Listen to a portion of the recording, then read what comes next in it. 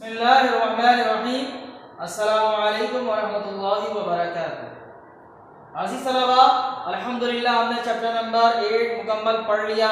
उसकी PDF file इंशाअल्लाह 2-3 दिन में आप लोगों के पास पहुंच जाएगी। तो आपकी ज़िम्मेदारी ये है कि जनरल में और किताब में चैप्टर नंबर 8 का काम मुकम्मल करेंगे। आज हम इंशाअल्लाह एक नया चैप्टर शुरू करेंगे और चैप्टर का नाम है dispersion of light. Okay, chapter number 10 dispersion of light. आपकी किताब में चैप्टर मौजूद है पेज नंबर 93 पर। ओके, और इस चैप्टर में chapter number 10 dispersion of light में हम सबसे पहले पढ़ने जा रहे हैं refraction and refractive index. Okay, किस चीज के बारे में पढ़ने जा रहे हैं? रिफ्रैक्शन एंड रिफ्रैक्टिव इंडेक्स के बारे में। रिफ्रैक्शन आपने पहले भी सुना है, आपको शायद 6th क्लास में ये पढ़ाया गया था कि रिफ्रैक्शन क्या है। जरा याद कीजिए, रिफ्रैक्शन की डेफिनेशन या क्या कॉन्सेप्ट आपको दिया गया था। जी याद आया? बोर्ड पर भी लिखा हुआ है। चले देख लेते हैं क्या है, व्हाट इज रिफ्रैक्शन। अच्छा, तवज्जो से सुनेंगे, इसमें बहुत सारी चीजें समझने वाली हैं। ये याद करने से ताल्लुक रखने वाला टॉपिक नहीं है, समझने वाला टॉपिक है। आप समझेंगे तो चीजें आपको ज़हन नशीन अपने आप हो जाएंगी। ओके, रिफ्रैक्शन के बारे में गुफ्तगू करते हैं कि रिफ्रैक्शन क्या है। रिफ्रैक्शन या refraction of light. Okay, the bending of light raise when passing from one transparent medium to another. The bending of light rays when passing from one transparent medium to another. क्या मतलब हुआ? Bending of light rays. Light rays bend हो जाती हैं, मुड़ जाती हैं। कब? When passing from one transparent medium to another.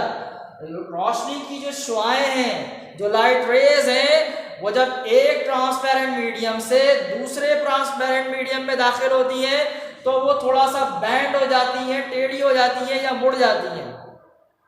ये अमल, ये जो bending of light ray due to change of medium है, ये अमल कहलाता है रिफ्रैक्शन ऑफ लाइट, या शॉर्टली इसको रिफ्रैक्शन कहा जाता है।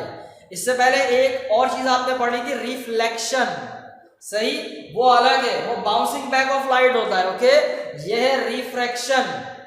के रिफ्रैक्शन का मतलब है लाइट रेस का जो नॉर्मल लाइन चल रही होगी उससे अलग हट जाना या करीब हो जाना, बस मुड़ जाना।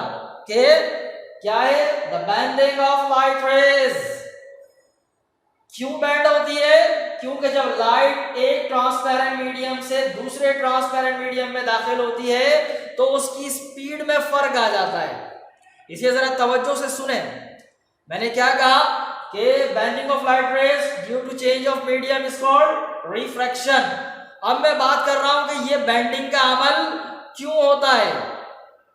इसकी वजह यह है कि मुख्तलिफ मीडियम्स में लाइट की स्पीड मुख्तलिफ है।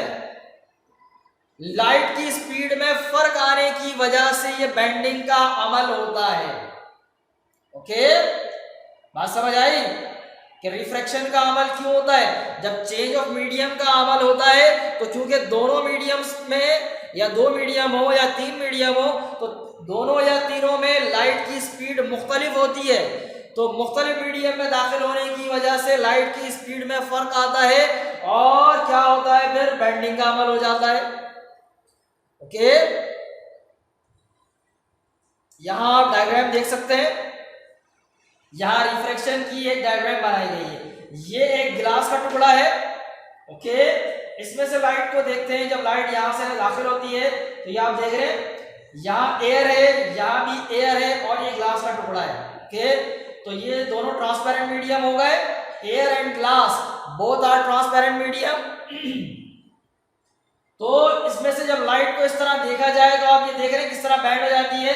इसे मैं आपको यहां भी दिखाता हूं एक्चुअल क्या होता है। ये देखिए, देख रहे हैं आप पानी के अंदर ये पेंसिल आपको टेढ़ी नजर आ रही है। वजह क्या है? यहां भी 2 ट्रांसपेरेंट मीडियम है। ओके, एक वाटर है और दूसरा एयर है, सही। तो एयर में और वाटर में आप जो पेंसिल को देख रहे हैं तो देखने का जो अमल है वो इस तरह होता है कि उस चीज से लाइट रेज टकरा के आपकी आंखों में दाखिल होती हैं। ओके, तो चेंज ऑफ मीडियम की वजह से आपको ये पेंसिल पानी में टेढ़ी नजर आ रही है, ऐसे ही है। देखें, यहां देखें कितना फर्क है, थोड़ा सा ऐसे करके देखेंगे तो बहुत फर्क नजर आएगा। देख रहे, फर्क नजर आ रहा है, टेढ़ी नजर आ रही है पेंसिल। ये पेंसिल टेढ़ी नहीं है, असल बात यह है कि चेंज ऑफ मीडियम की वजह से हमें ये टेढ़ी नजर आती है, क्योंकि हमारी आंखों में जो लाइट दाखिल हो रही है वो दो मुख्तलिफ मीडियम से ट्रेवल करने के बाद दाखिल हो रही है, पानी में से और एयर में। अब पानी में लाइट की स्पीड कुछ और है, एयर में लाइट की स्पीड कुछ और है, उसकी वजह से ये पेंसिल आपको टेढ़ी नजर आ रही है। ओके, एक्चुअल पेंसिल टेढ़ी नहीं है, चेंज ऑफ मीडियम की वजह से लाइट रे जो है वो बैंड हो रही है और हमें ऐसा दिखाई देता है। ओके, तो रिफ्रैक्शन को आप ऑप्टिकल इल्यूजन भी कहते हैं। क्या कहते हैं? ऑप्टिकल इल्यूजन, मतलब चीज जैसी होती है वैसी नजर नहीं आती। ओके, चले, तो हमने आपको अभी बताया कि रिफ्रैक्शन क्या है, bending of light rays due to change of medium. यहां तक बात समझ में आई।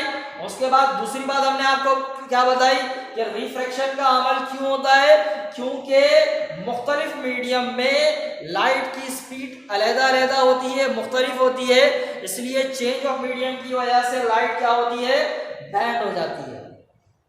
ओके, बात समझ में आ गई यहां तक? तो ये तो है रिफ्रैक्शन का अमल के। उसके बाद बात करते हैं रिफ्रैक्टिव इंडेक्स, कि रिफ्रैक्टिव इंडेक्स क्या है। ओके, सिंपली जो है वो refractive index speed of light in vacuum and speed of light in material, इनका आपस में रेशियो है। क्या है? The ratio of speed of light in vacuum to the speed of light in the given material. जिस material में आपको जो है उसका रिफ्रैक्टिव इंडेक्स मालूम करना हो, तो दोनों का जो आपस में रेशियो है वो क्या कहलाता है, रिफ्रैक्टिव इंडेक्स। के तो रिफ्रैक्टिव इंडेक्स तो हमें खैर मुख्तसर से ही पढ़ना है, ये भी बहुत तवील टॉपिक है, लेकिन यहाँ आपको सिर्फ इसका तारुफ दिया गया है। समझ में आ गया? ये एक्चुअल जो हमारा टॉपिक है वो किसके बारे में है, रिफ्रैक्शन के बारे में। रिफ्रैक्शन समझ में आया। अब थोड़ा सा यहाँ जो एंगल्स बनते हैं ना उनको समझे। हमने यहाँ दो तरह की लाइट ड्रॉ की है। एक तो ये लाइट है जो एयर से ग्लास में दाखिल हो रही है, फिर ग्लास से वापस एयर में, तो आप देख रहे हैं कि लाइट रे क्या हो रही है, थोड़ी सी बैंड हो रही है। ओके, अब जरा देखते हैं कि ये जो लाइट पड़ रही होती है, जो जहां से हम देख रहे होते हैं, ये जो लाइट की रे है ये कहलाती है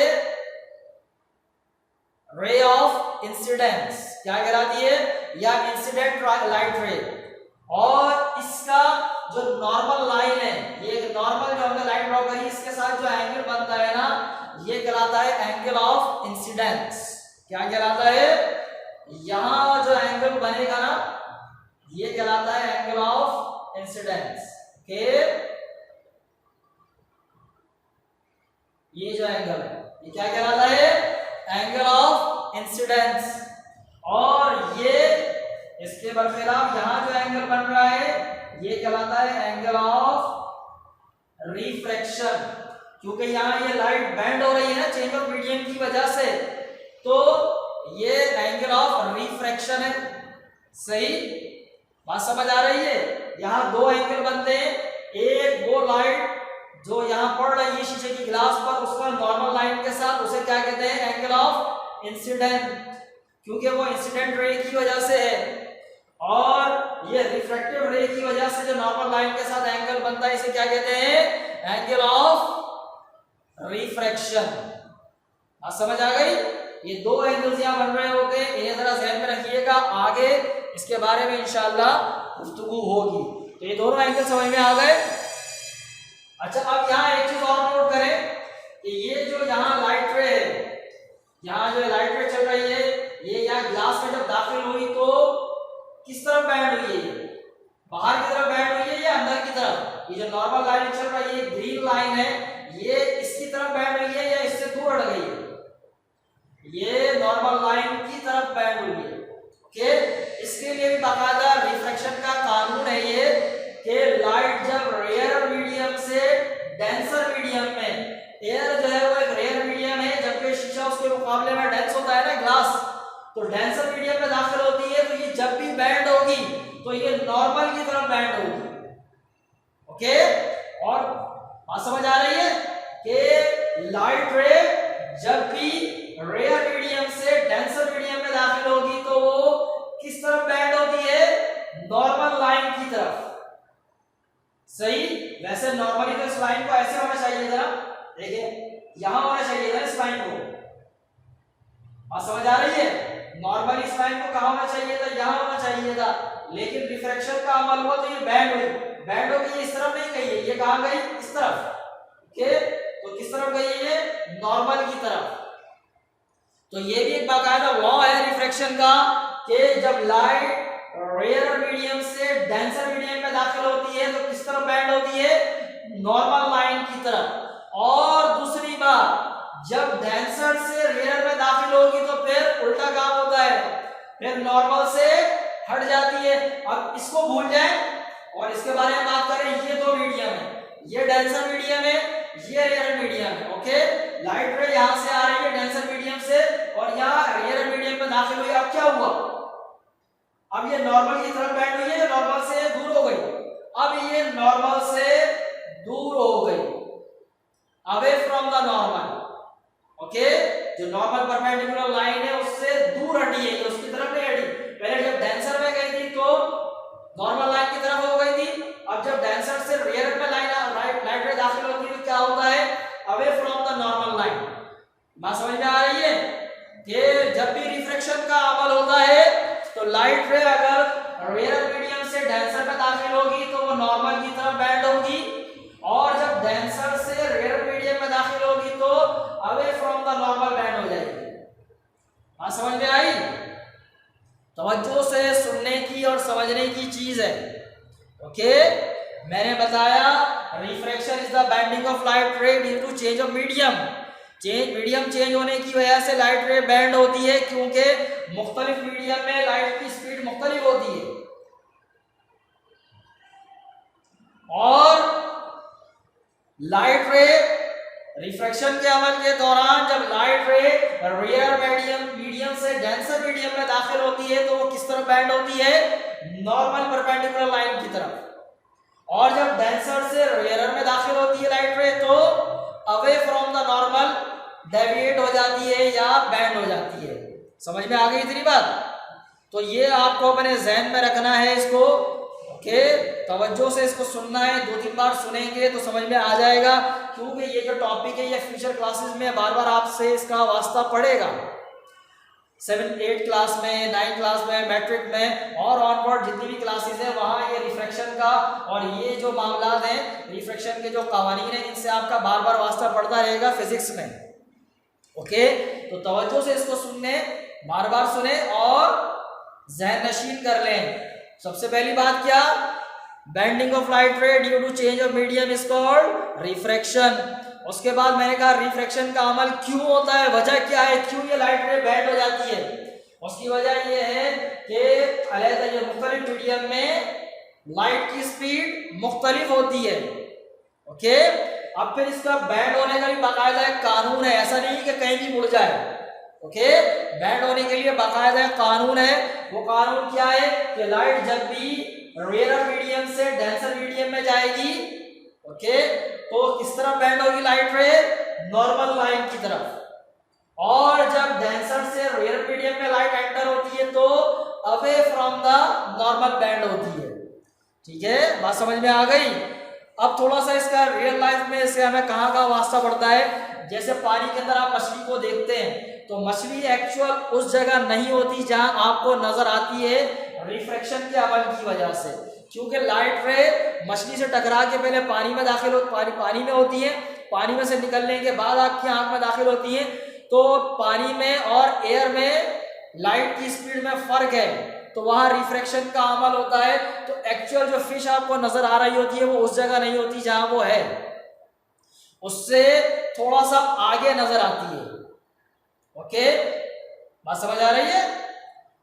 तो रिफ्रैक्शन के अमल की वजह से ये होता है। इसी तरह जो स्विमिंग पूल्स होते हैं, ओके, तो उनकी जो गहराई है वो भी हमें प्रॉपर उस तरह नजर नहीं आती, बल्कि अलग नजर आती है। आपके पास किताब में पेज नंबर 95 पर एक टॉपिक लिखा हुआ है, real and apparent depth. Okay, तो आप देखें जो अपैरेंट डेप्थ है वो थोड़ी ऊपर आपको नजर आती है। क्यों? क्योंकि रिफ्रैक्शन का अमल होता है, जबकि एक्चुअल पूल थोड़ा सा गहरा होता है। तो रिफ्रैक्शन में हमारा इस तरह डेली लाइफ में रिफ्रैक्शन से हमारा वास्ता बढ़ता है। तो ये चीज समझ में आ गई कि रिफ्रैक्शन का अमल क्या है और किस तरह होता है। इंशाल्लाह अगली क्लास में मजीद गुफ्तगू करेंगे इसी टॉपिक से मुताल्लक। तब तक के लिए अस्सलामु अलैकुम वरहमतुल्लाहि वबरकातुहू। अल्लाह हाफिज़।